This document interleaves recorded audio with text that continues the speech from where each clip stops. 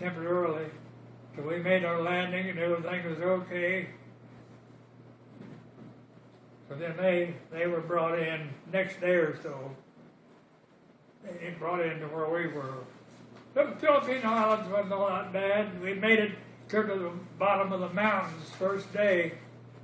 You know, those mountains goes down the center of their island. It's about 10 or 12, 13 miles to that first mountain. I mean, to the base of it. And the road was up on like a railroad. It was built up. So we was able to get our trucks and all that stuff through that. When we got to the mountains, we discovered we had some help. There was a big bunch of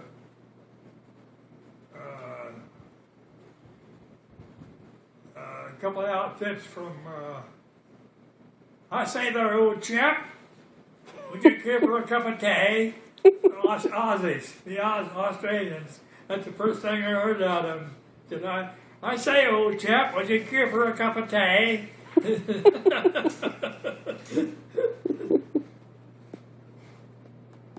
But they had a lot of good stuff, and actually their radio equipment was identical to ours because it was all made, most of it was made in America by RCA.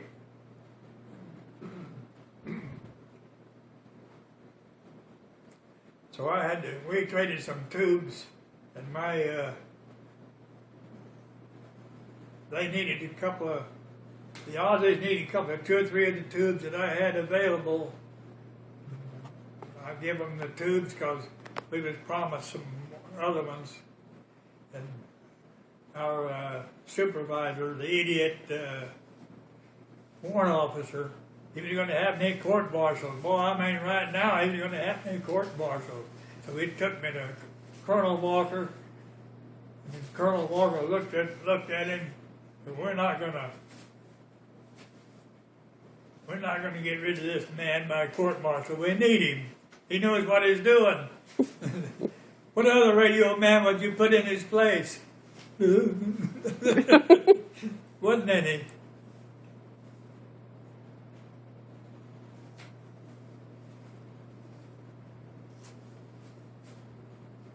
Did you meet MacArthur?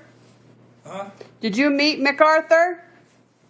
Did you meet MacArthur? Yeah, shook hands with him, that's all. He didn't have much time to fiddle around with us everyday guys, but he did come through there. I think that was the day we was making a landing. He landed about just a little while after we did. We were still going in and land. Before we got to that mountain to the first CP, he come along and shook hands with everybody. And at that time we were struggling with our trucks, trying to get our trucks through the mud, get them to the mountains. When we got to the mountains,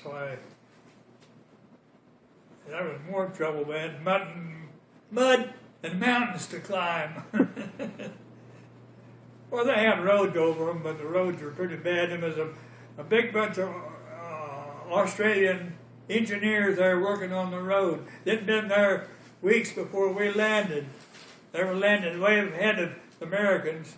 And they landed with a lot of equipment and whatnot, and they was there busy working on the roads up in the mountains. Thank God. And they got us clear across to Abbey out and Dulog. Bay. Clear across the island with Bay and I forget the name of the other one.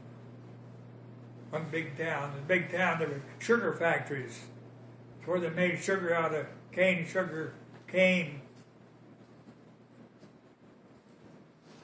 So we had plenty of sugar. I remember a lady, one of the ladies, she was a Filipino lady. She had a big piece of cardboard, had it folded like that. And she come, a day or so later there, she come down the trail where we was going up. And with this brown sugar, good sugar. And she'd got it back over on the coast at Bay, where they made sugar. And everybody got a big handful of sugar.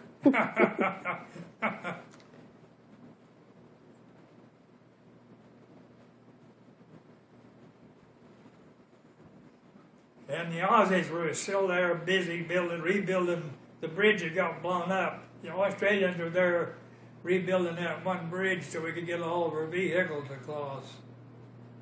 A couple of 2 or 3 days before we got all the vehicles across and continued on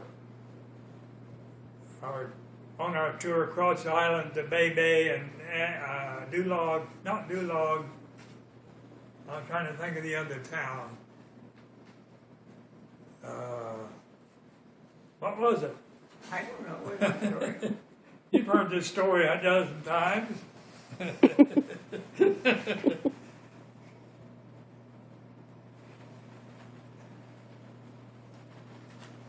Armagh, the town of Bay and Armagh. In Armagh there was a good hotel, and the hotel had been shot up quite a bit, so it was leaking. You had to be careful and pick out a room in that place where it wasn't leaking water. Because it rained a lot there, and the buildings were pretty badly shot up by the Japanese, I guess, when they were leaving.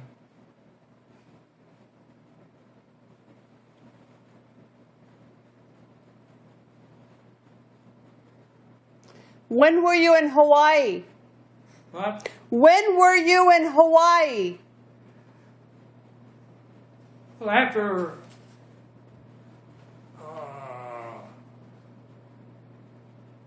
after we left the Aleutian Islands, we did the Aleutian Islands first, and there wasn't any.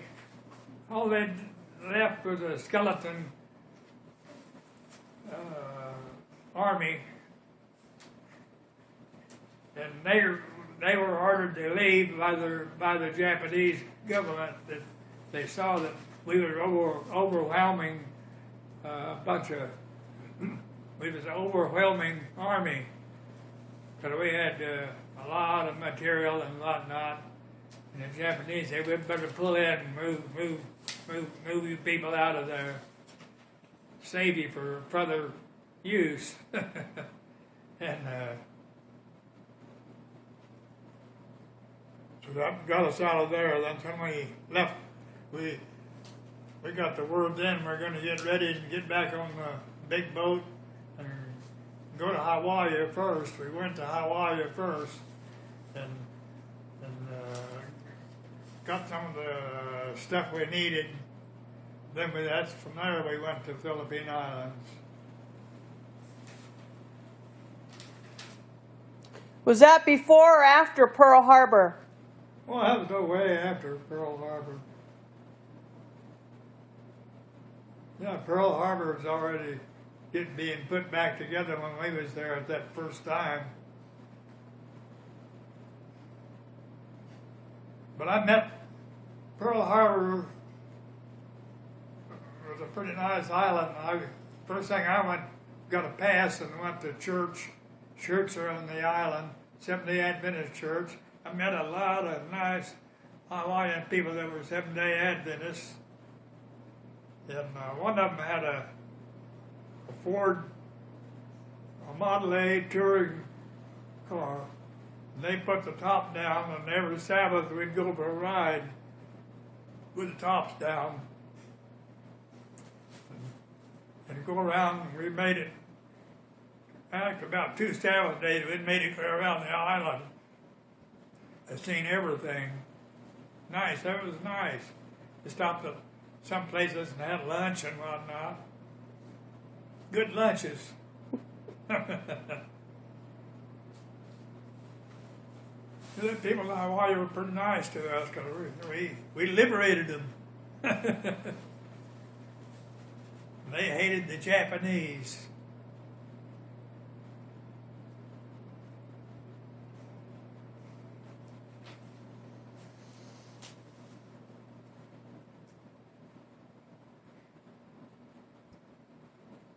So then we got ready and got re-equipped, more equipment, and got aboard our ships again, landing ships, and landed on the Philippine Islands. WWII and Abiog. There's two towns on the Philippine Islands, Abiog and WWII. And we made it through the mountains the first day.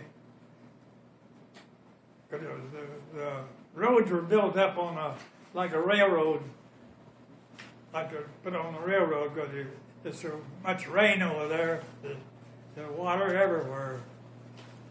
So they had to put the road up on the raised thing.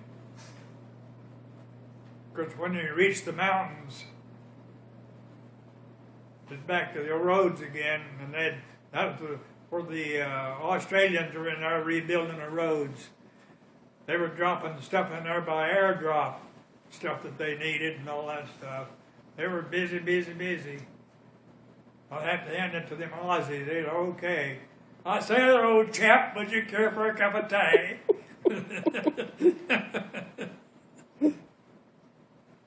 I said, well, of course, but no sugar.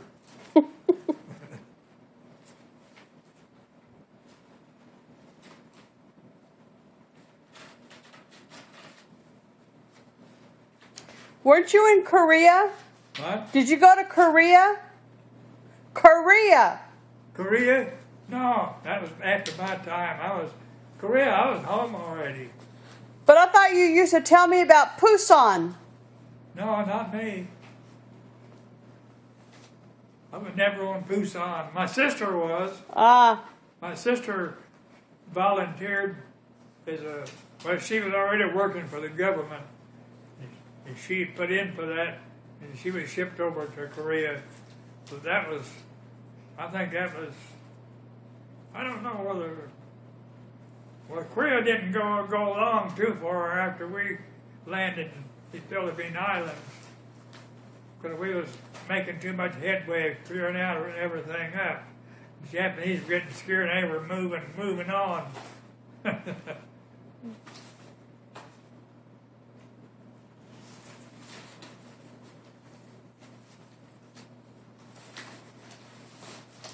So we had several Japanese interpreters for the school in America. In fact, they were schooled in California. And one night we had a banzai attack by the Japanese. And our interpreters hollered out, they're coming in from the east. So we set machine guns, all that stuff on the east side.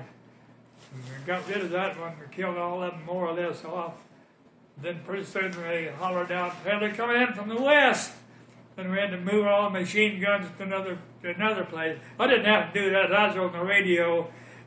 We gave them information to regimental headquarters of what was going on. Because we had our radio equipment and transmitter and all that stuff. Keeping in communication with the regimental headquarters.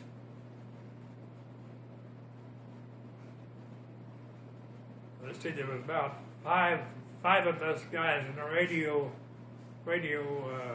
section in 184th Infantry.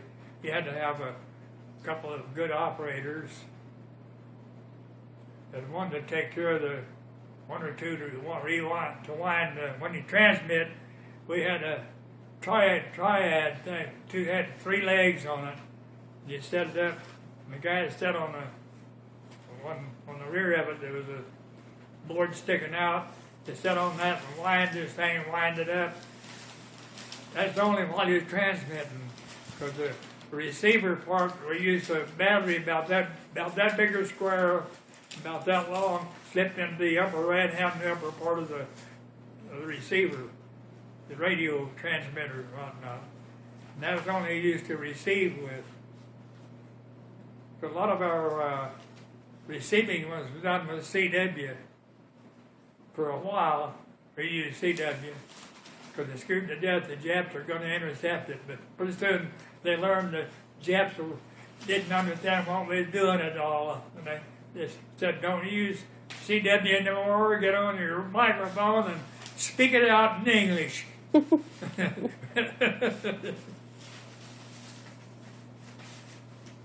Which we did.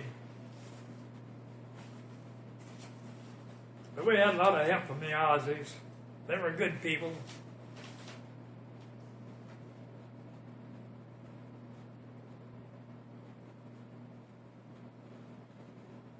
But I don't know whether them are the good old days or not, but it was an experience in my life, fighting a war.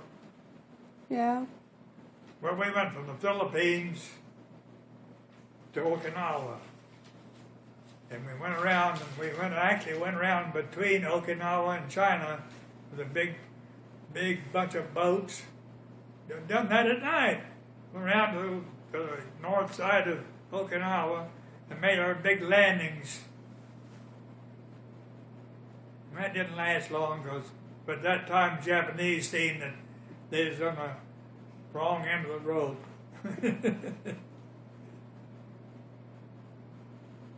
Were you ever scared? What? Were you ever scared? What you saying?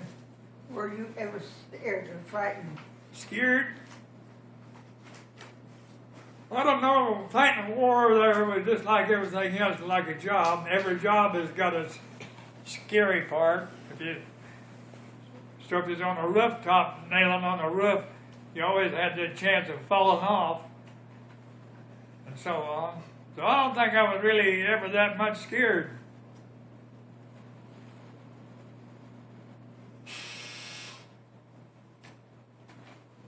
It was just another job in life to get it just done with and go home. So we finally got it done and went home.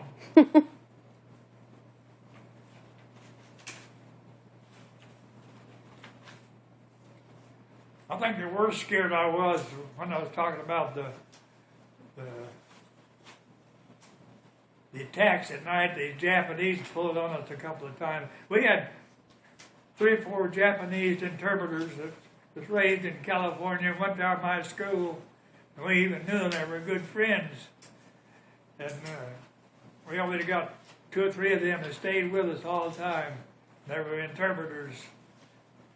So we didn't have any problem with that part of it, because they could take a copy down what the Japanese were saying, and it means this, it means this, it means this, so on. They were pretty nice guys, really.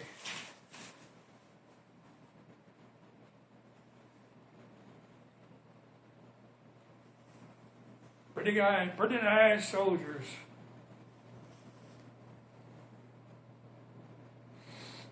So really, Okinawa really didn't last all that long. That's when they was getting ready to, talking about dropping an atomic bomb. So actually when we landed on the north side, we'd already landed on the south side. Then we went around to the north side and landed again, another landing. That's when the Japanese decided they had something pretty bad by the tail. They better figure out how to get out of this. Well, I think the most interesting one was when we landed on the Aleutian Islands. The Aleutian Islands, it was cold up there and rainy and all that stuff. But we landed in the wintertime, all 2 months of it. No, we landed in the summertime, all 2 months of it.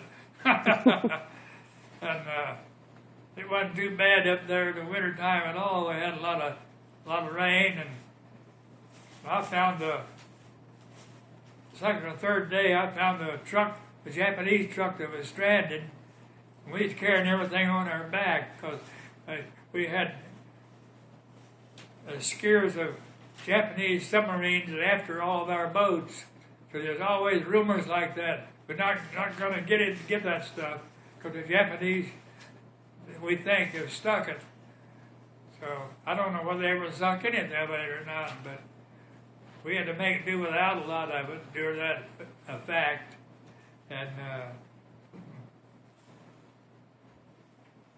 so where was I at? Getting bored? But anyway, landed on the Kiska island of Kiska and Attu and whatnot. There was a bunch of 3 islands. Kisco, Attu, and what else? Kisco was the big one, I think, as well as I can remember. The United States had put a lot of drops on Kisco all beforehand. They dropped in bundles of chocolate bars and all that kind of stuff. And we'd get the chocolate bars and whittle them up. We had these little sterno heaters. Sterno is a I don't know what it was, but it had a tank about so big, and a place here you light it, and they heat up like that chocolate, whittle it up in little pieces, and put it in our mess cup. That way everybody had a mess cup, part of our equipment. And heat it up and make a chocolate drink and all that stuff. That's pretty good when the cold winter was up there. Just straight chocolate? Huh? Just straight chocolate? Well, it had sugar in it. It was a sugar mixture. The bars are about that long, about so wide, about so thick. You had to whittle them up. They was hard, pretty hard, but they were okay. They were sweet. You had a sweet drink when you got through with it. Stir it up, put it in the canteen can, and stir it up and heat it. We had them sterno heaters. They were a tank about so big, and a burner up here, and a couple of gadgets to hold up your mess kit holder. So we had hot chocolate. That was pretty good.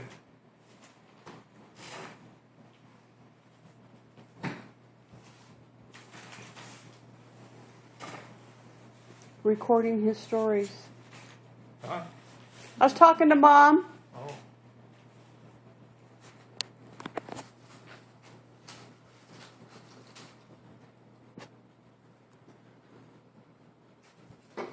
But anyway, were you tired of listening? After a day or so, we didn't have any, our trucks, the ship that our trucks were all on, got scared off, and I had to slow down, and they were going to be, they let us know that they were going to be about 2 weeks late. That meant we had to carry everything on our back. But I seen a Japanese truck, and I went and looked at it. I raised the hood, put a piece of wire across the battery, and got a big spark out of it.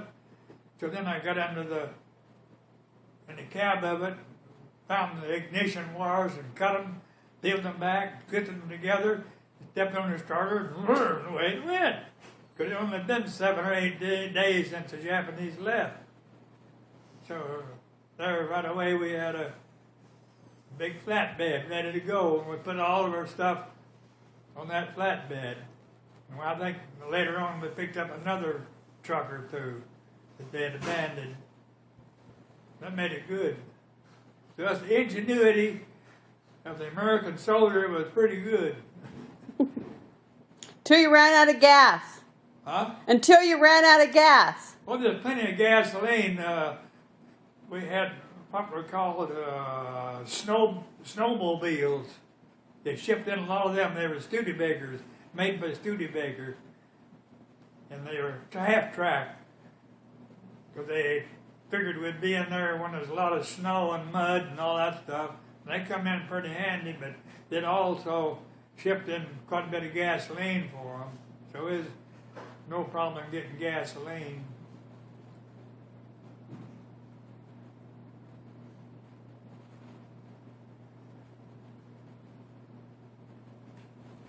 But them big flatbeds, that one big flatbed that I took was taken, I wasn't assigned to do it. Nobody told us to do anything. When you're out like that, fighting a war, everybody just grabs a hold and does what they know what they're doing, or knows how to do it, grabs a hold and starts doing it. That's when I started making those trucks run and load them down with stuff we needed and whatnot. That's the way we won the war, because actually American soldiers were pretty smart. All of us have grown up with our own car and whatnot, know how to maintain it, and so on, which was a great God-sent good thing for the Americans. I don't know whether they was that good in Europe or not, I don't know. There was an awful lot of vehicles in Europe. I imagine that same thing happened over there.